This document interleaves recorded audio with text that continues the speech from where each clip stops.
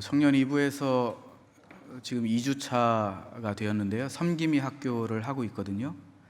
그래서 이제 활동들을 여러 가지를 하는데 어제 듣고 싶은 말이 뭐냐라는 것들을 좀 나누어 보았습니다. 두 가지가 있었어요.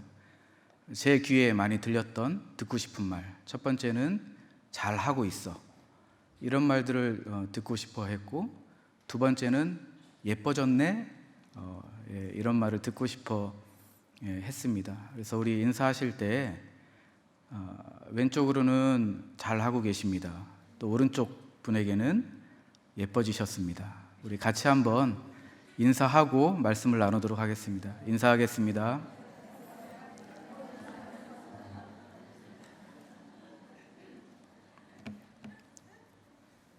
네, 해주셔서 감사합니다. 오늘 본문을 보면 두 개의 인클로지오가 발견됩니다. 수미 쌍관법이라고 하기도 하는데요, 처음과 끝이 같습니다. 그래서 저자는 여기에 자기가 하고 싶은 말을 담아냅니다. 먼저 보면 첫 번째로 1절과 13절에 보면 동일한 문구가 있습니다. 첫 번째 1절을 보시니까 너희를 위하여 갇힌 자 된, 자신을 지금 소개하고 있습니다. 13절에 보면 너희를 위한 나의 여러 환난, 갇힌 자 된 자신을 말하고 있고 여러 환난에 있다라고 반복해서 이야기하고 있습니다. 1절과 13절 시작과 끝에 지금 바울이 자신의 상황을 이야기하고 있습니다. 고난이 있고 그리고 자신의 약함이 있다라는 거죠. 사역에 제약이 있다라는 것입니다. 그리고 또 하나의 인클로지오 수미 상관법을 보면 2절과 7절에 동일하게 또 다른 방식으로 나와 있습니다. 2절을 보시면 너희를 위하여 내게 주신 하나님의 은혜라고 나와 있고요, 7절을 보시면 내게 주신 하나님의 은혜의 선물, 이 은혜라는 것이 반복되어 2절과 7절 말씀에 나와 있습니다. 바울이 말하고 싶은 내용이 바로 여기에 있다라는 거죠. 바울은 지금 약한 상태에 있습니다. 그리고 고난을 받는 상태에 있고, 그리고 사역에 있어서 제약된 상태에 있습니다. 그리고 또 한 가지 말하고 싶은 건 뭐냐면 은혜의 선물이 있다라는 거죠. 하나님이 주시는 은혜의 선물이 내게 있다라는 것을 지금 이야기하고 있습니다. 그러면 그 은혜가 무엇인지 우리가 한번 살펴보도록 하겠습니다. 3절을 한번 보시면 같이 한번 읽어볼까요? 3절입니다. 시작. 내가 먼저 간단히 기록함과 같으니. 네, 비밀이라고 이야기합니다. 내게 하나님께서 주신 은혜의 선물을 비밀이다라고 이야기하고 있고요, 이미 내가 너희에게 기록한 바 있다, 이미 말했다라는 거죠. 그러면 그 말한 내용이 무엇인지 우리 한번 보겠습니다. 2장을 보면 바울이 무엇을 이야기했는지, 바울이 받은 은혜의 선물이 무엇인지 바울이 이야기하고 있습니다. 2장 12절부터 보면 사람들의 상태에 대해서 묘사하고 있는데, 사람들의 상태는 죽은 상태였다라고 이야기합니다. 하나님으로부터 멀어져 있는 상태였다라고 이야기하는데, 12절부터 한번 눈으로 따라와 보시기 바랍니다. 12절에 보니까 사람들이 어떤 상태였냐? 그리스도 밖에 있었다. 이스라엘 나라 밖에 사람이었다. 약속의 언약들에 대해서 무엇이라고 했죠? 외인이었다. 그리고 계속해서 소망이 없었고 하나님도 없는 자들이었다. 13절에 보니까 멀리 있던 사람들이었다. 14절에 막힌 담이 있었다. 15절, 16절에 보니까 두 그룹으로 나눠져 있죠. 16절 뒷부분에 보니까 원수된 자들이었다. 17절에 보니까 다시 멀리 있었던 사람들. 19절에 보면 외인과 나그네라는 표현들을 했습니다. 사람들은 죽은 상태에 있었습니다. 사망 가운데 있었고요, 죄 아래 있었습니다.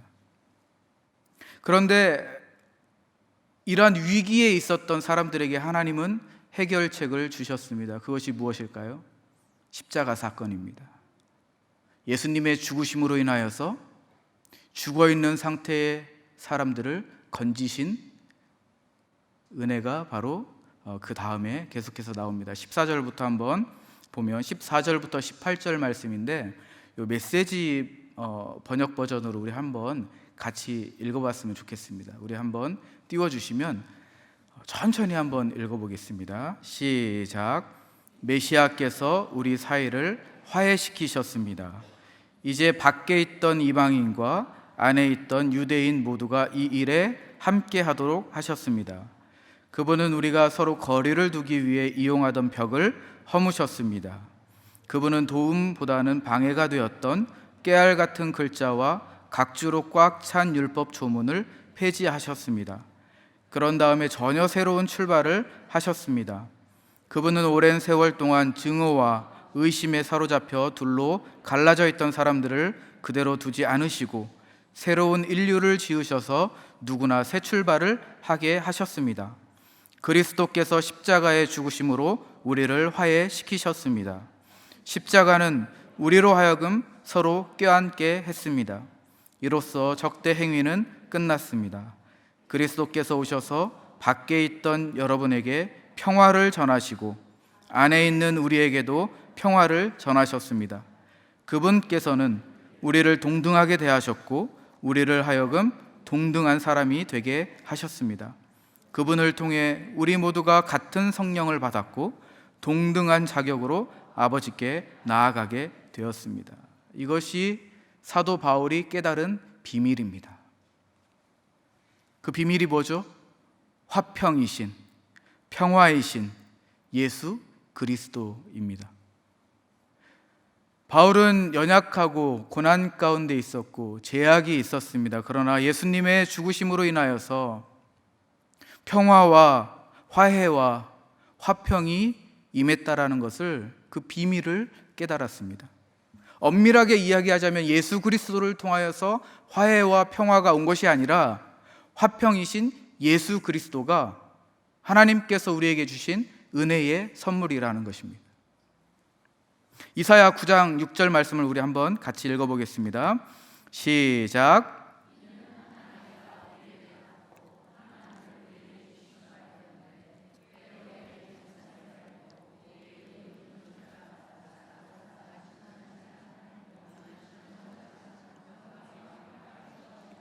네, 평화의 왕이 있었습니다. 예언된 평화의 왕이 말씀 가운데 있었습니다. 그 말씀이 우리에게 성취된 것입니다. 하나님께서 허락하신 은혜의 선물로 평강의 왕이신 예수 그리스도가 우리에게 허락된 것입니다.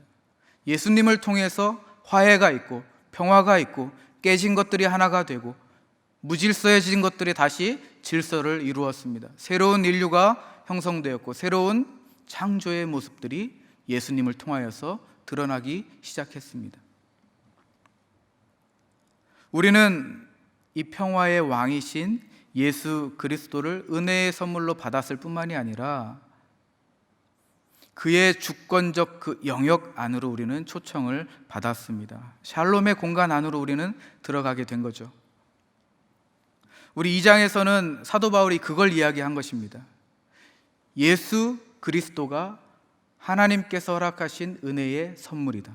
이것을 2장에서 이야기했는데 다시 오늘 본문 3장 6절에 보면 요약해서 다시 말씀합니다.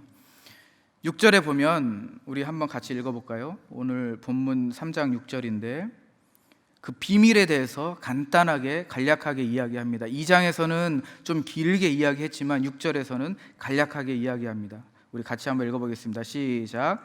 이는 이방인들이 복음으로 말미암아 그리스도 예수 안에서 함께 상속자가 되고 함께 지체가 되고 함께 약속에 참여하는 자가 됨이라. 평강의 왕이신 예수님께서 오셨을 때에 어떤 일이 일어났죠?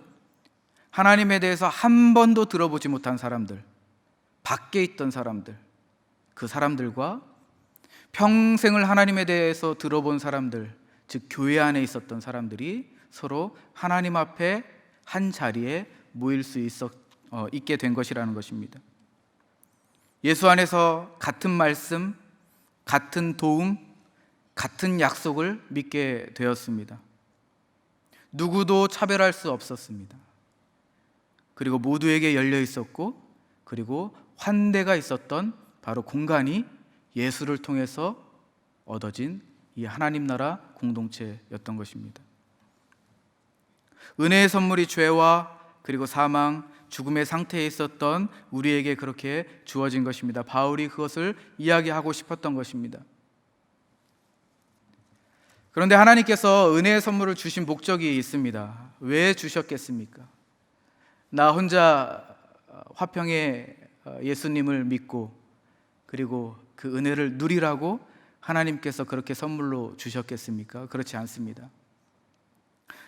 바울은 8절부터 10절까지 말씀을 통해서 하나님이 우리에게 주신 그 목적이 있다라고 이야기합니다. 우리 8절부터 10절 말씀을 보면 첫 번째로 어떤 목적이 있습니까? 전하기 위함입니다. 측량할 수 없는 그리스도의 풍성함을 전하기 위함이다. 이게 첫 번째 목적입니다. 두 번째 목적은 9절 말씀이죠. 감추어진 비밀의 경륜을 드러내기 위함이다. 이 두 번째 목적입니다. 세 번째 목적은 교회를 통하여서 알게 하기 위함이다. 이것이 세 번째 목적입니다. 왜 평강의 왕이신 예수님을 우리에게 보내주셨습니까? 왜 예수님을 통하여서 화해하게 만드셨고 서로 껴안게 만드셨고 하나가 되게 만드셨고 그리고 막힌 담을 허물어 주셨습니까? 전하고 그리고 드러내고 알게 하기에 하는 일에 우리에게 그것을 맡기신 것입니다.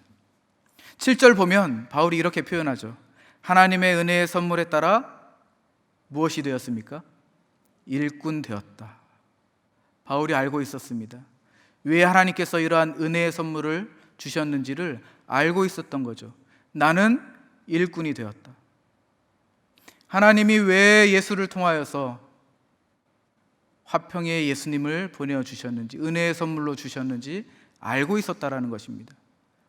일꾼 하면 여러분들 아마 생각나는 구절이 있을 것입니다. 고린도전서 4장 1절과 2절 말씀이죠. 제가 한번 읽어보겠습니다. 사람이 마땅히 우리를 그리스도의 일꾼이요 하나님의 비밀을 맡은 자로 여길지어다. 그리고 맡은 자들에게 구할 것은 충성이니라. 여기서 말하는 일꾼은 노예를 가리킵니다. 노예, 종을 가리킵니다. 이렇게 상상하셔야 됩니다. 어떻게 상상하면 배 밑창, 큰 배가 있는데 이 배 밑창에 많은 노예들이 양쪽으로 줄을 지어 앉아 있는 것입니다. 노예입니다.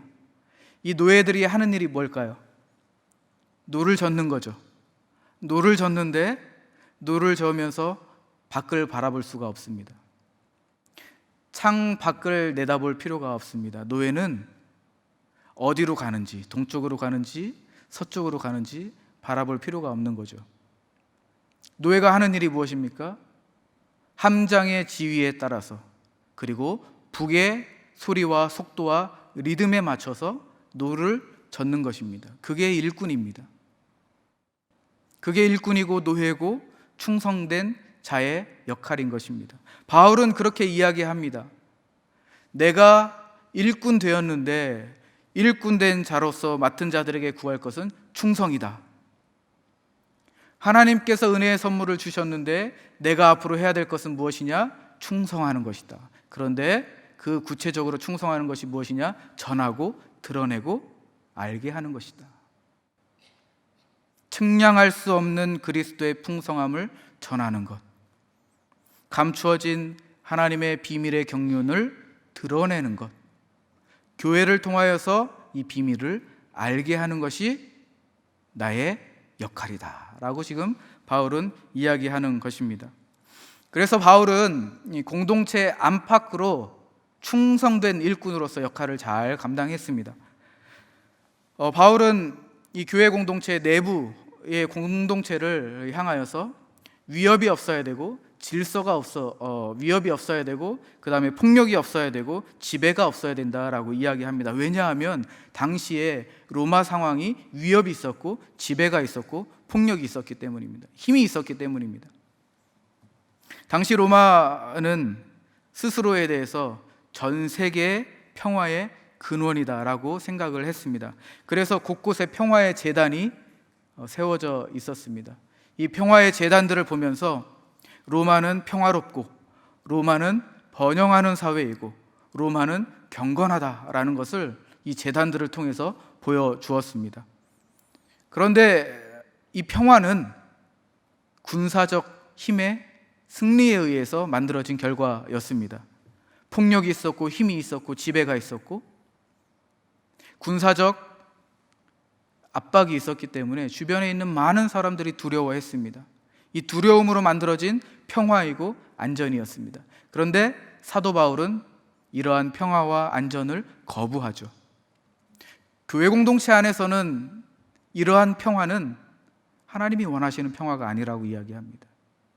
교회 공동체 안에서는 위협과 이런 지배와 힘으로 만들어진 평화와 안전이 있을 수 없다라고 이야기합니다. 왜냐하면 예수님을 통해서 우리에게 주어진 게 뭐죠? 화해와 용서와 샬롬이기 때문입니다. 우리는 예수님을 통하여서 그 그리스도의 주권이신 그 주권의 영역 샬롬의 공간 안으로 우리는 들어갔기 때문에 예수님은 힘을 사용하시지 않았고, 예수님은 지배하시지 않았고, 예수님은 위협을 가하시지 않았기 때문에 예수를 통하여서 우리가 그 화해의 공간 안으로 들어간다면 그 교회의 공동체는 로마가 말하는 그 평화와는 달라야 된다라고 이야기하고 있습니다. 실제로 바울은 로마에 있는 성도들에게 그렇게 편지를 했습니다. 바울은 로마의 성도들에게 당부의 말들을 담았습니다. 그리고 편지를 했는데 아마 로마에 있는 성도들에게는 화평이 없었던 것 같습니다. 평강이 없었던 것 같아요. 동의할 수 없는 말과 행동들이 있었습니다. 그때마다 서로를 질책했습니다. 음식에 관하여서도 문제가 있었습니다. 어떤 사람들은 모든 음식을 다 먹을 수 있다 라고 이야기하기도 했고, 어떤 사람들은 채식만 먹어야 된다 라는 사람들이 있었습니다. 이러한 갈등 상황에서 비난이 있었고 질책이 있었습니다. 거룩에 대해서도 갈등이 있었습니다. 어떤 사람들은 특정한 날을 정해서 이 날이 거룩한 날이다. 그런데 어떤 사람들은 아니다, 모든 날이 다 똑같다 라고 이야기하는 사람들이 있었습니다. 음식에 대해서 사람들이 끼어들었습니다. 그리고 이래라 저래라 했습니다. 그리고 서로에게 혼란을 빠뜨렸습니다. 그때에 바울이 이야기한 권면이 있습니다. 로마서 14장 17절에서 19절 말씀인데 우리가 한번 그 말씀을 같이 읽어보겠습니다. 시작. 하나님 나라는 먹는 것과 마시는 것이 아니요 오직 성령 안에 있는 의와 평강과 희락이라. 이로써 그리스도를 섬기는 자는 하나님을 기쁘시게 하며 사람에게도 칭찬을 받느니라. 그러므로 우리가 화평의 일과 서로 덕을 세우는 일을 힘쓰나니. 바울이 이렇게 권면하였습니다. 바울이 말하는 것은 무엇입니까? 화평의 일과 서로 덕을 세우는 일이 공동체 안에, 교회 공동체 안에 있어야 된다라고 이야기합니다.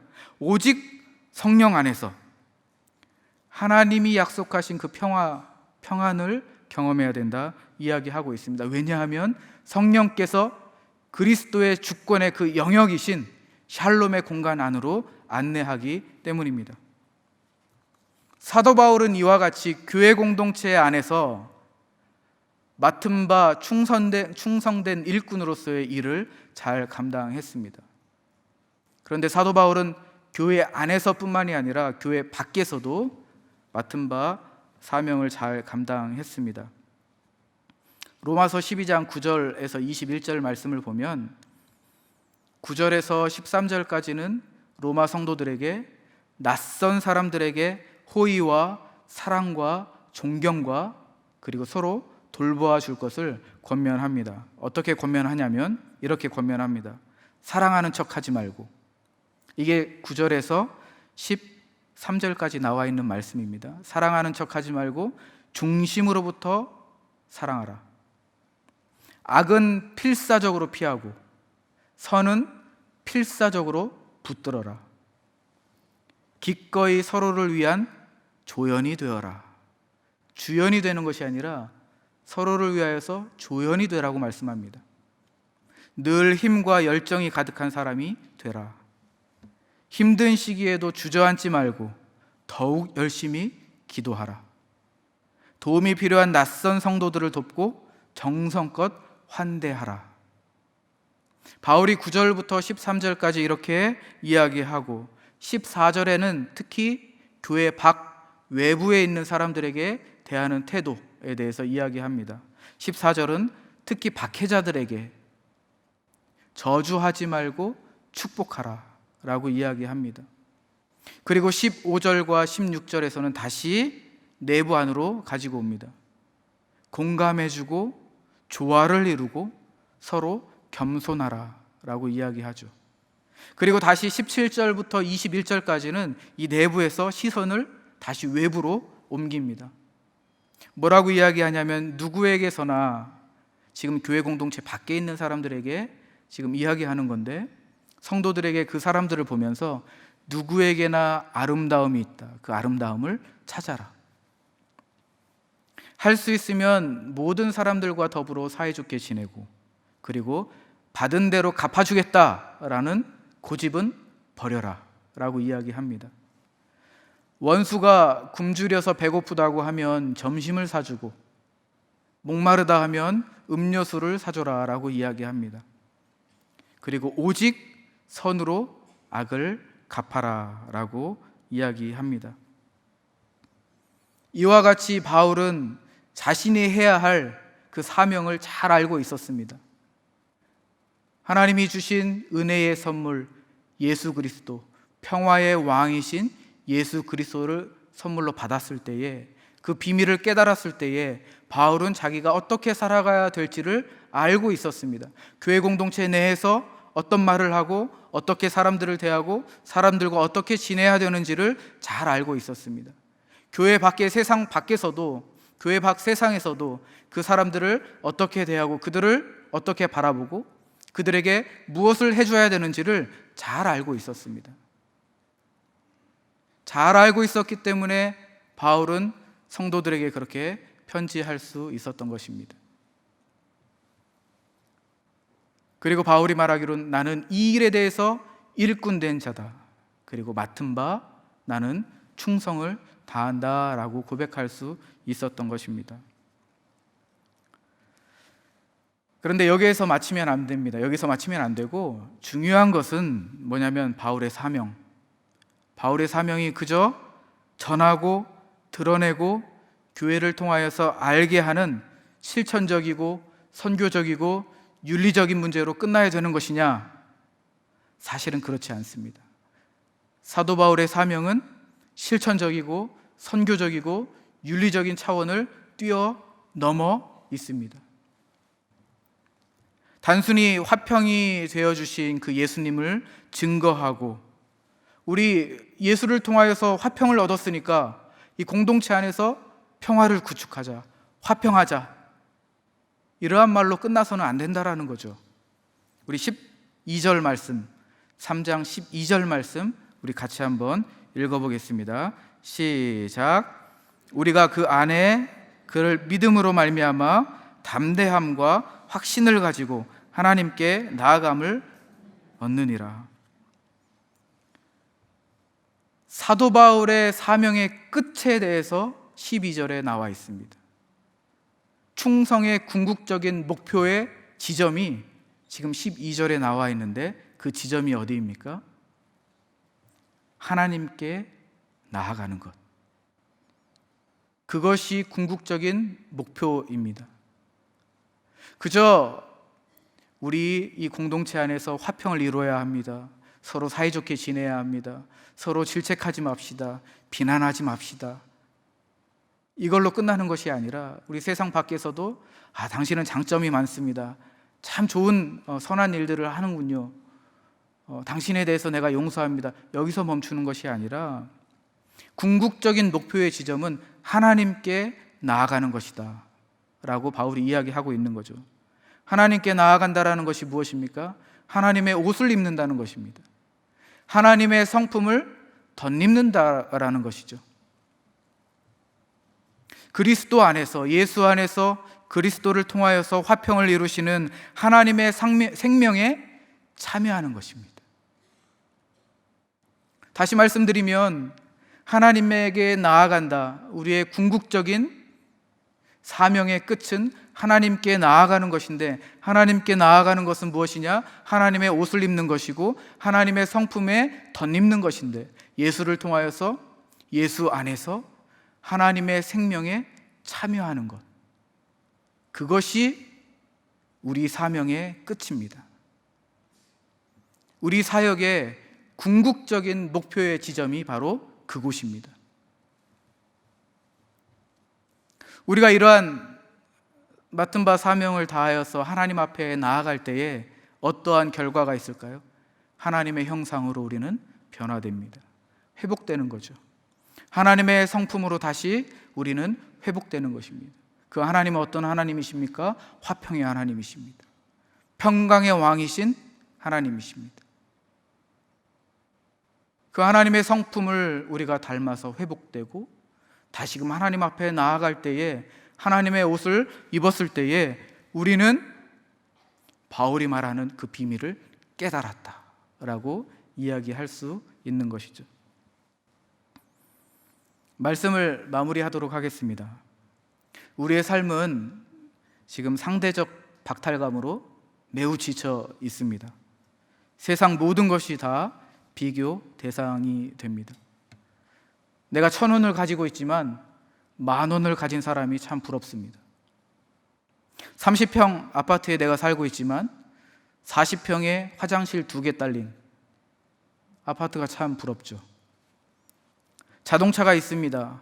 그러나 더 좋은 자동차를 타고 다니는 사람들을 참 보게 됩니다. 건강하게 자라는 우리 아이들이 있습니다. 그러나 특별한 재능이 있는 다른 자녀들을 보면 화가 치밀어 오를 때가 있습니다. 내 삶이 밑빠진 독에 물 붓는 것이 아닌가라는 고민도 해봅니다. 삶에 에너지도 없고 기쁨도 없고 즐거움도 없습니다. 수저 계급을 나누고 그리고 노력의 대가로 받기 힘든 이 현실을 살아가는 우리의 슬픈 아픔이 있습니다. 구조적인 문제도 있습니다. 이러한 현상을 반영해서 여러 신조어들이 생겨났습니다. 여러분들 카페인 우울증이라고 아십니까? 카카오 스토리, 페이스북, 인스타그램을 보면서 상대적 박탈감을 누리는 것이 아니죠. 상대적 박탈감을 느끼는 우울증에 걸린 사람들을 카페인 우울증이라고 합니다. 있어빌리티라는 말도 있습니다. 있는 것 같은 능력, 있어빌리티, 있어와 어빌리티라는 단어가 합쳐져서 우리 젊은 친구들이 그렇게 이야기하죠. 그리고 탕진잼, 탕진하는 재미, 통장, 텅 빈 통장, 이런 말들이 사실은 젊은 친구들에게 현실을 반영하는 말들이 많이 오고 가고 있습니다. 이 젊은 친구들뿐만이 아니라 지금 우리 사회 안에서 모든 사람들이 이렇게 상대적 박탈감 속에서 우리의 삶이 지쳐 있다라는 것을 이러한 신조어들을 통해서 우리가 발견할 수 있는 것이죠. 우울하고 희망이 없는 현실을 반영한 말들입니다. 평강의 왕이신 하나님의 옷을 입으시기를 주님의 이름으로 축원합니다. 화평의 주인 되시는 하나님의 성품을 덧입는 것입니다. 어린아이들이 가끔 우리 엄마 아빠들의 옷을 입거나 아니면 신발을 신고 흉내를 내거나 모방하죠. 신앙생활은 모방하거나 흉내내는 걸로 끝나서는 안 됩니다. 평강의 왕이신 하나님을 우리가 은혜의 선물로 받았다라고 해서 그 평강을 우리 공동체 안에서 흉내내거나 모방하는 걸로 끝나선 안 됩니다. 그리스도 안에서 그리스도를 통하여서 화평이신 하나님의 성품에 참여하고 하나님의 형상으로 우리의 삶이 회복되고 우리가 속한 가정 공동체, 직장 공동체, 그리고 교회 공동체 안에 이 화평의 은혜가 풍성하게 채워질 수 있도록 우리가 기대하며 살아가기를 주님의 이름으로 축원합니다. 우리 찬양 한 곡 하고 기도하고 돌아가도록 하겠습니다. 우리 찬양을 보면 평화와 그 사랑의 물결이라는 찬양인데, 거센 풍랑을 넘어 평화가 있고, 상황을 넘어 평화가 내게 임하고, 삶의 파도를 넘어 평화가 임하고, 우리의 생각을 넘어 평화가 우리에게 온다라는 찬양입니다. 이 평화가 우리 안에 있기를 주님의 이름으로 축원합니다. 우리 찬양합니다. 거센 풍랑을 넘어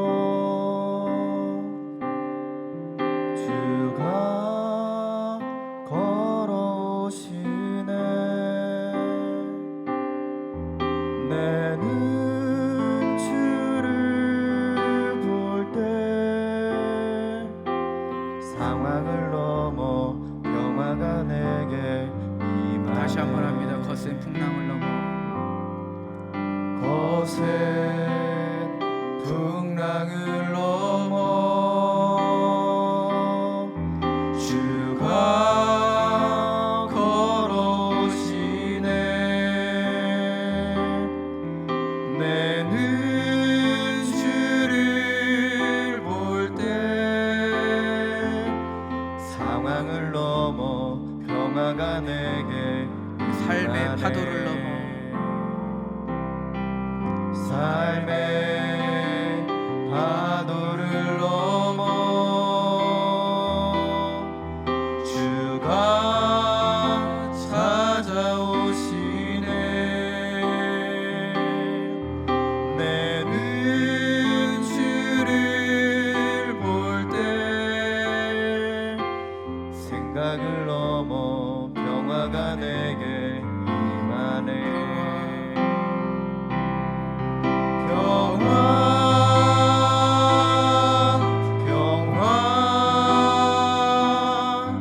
그 사랑의 물결이 내 안에.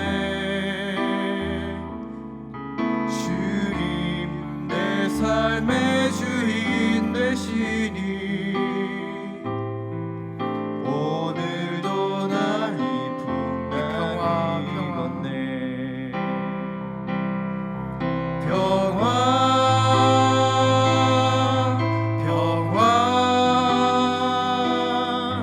그 사랑의 물결이 내 안에. 주님 내 삶의 주인 되시니 오늘도 날 이 풍랑이 건네. 이 시간에 함께 기도하겠습니다. 거센 풍랑을 넘어 평화가 우리에게 임하기를 원합니다. 상황을 넘고, 삶의 파도를 넘고, 생각을 넘어 평화가 임하기를 원합니다. 우리가 평화의 왕이신 하나님의 은혜에 참여하고 기대하기를 원합니다. 이 시간에 우리가 마음을 다해서 함께 기도하고 돌아가도록 하겠습니다. 하나님 아버지 감사합니다. 하나님, 우리에게 이 시간에 귀한 하나님의 말씀을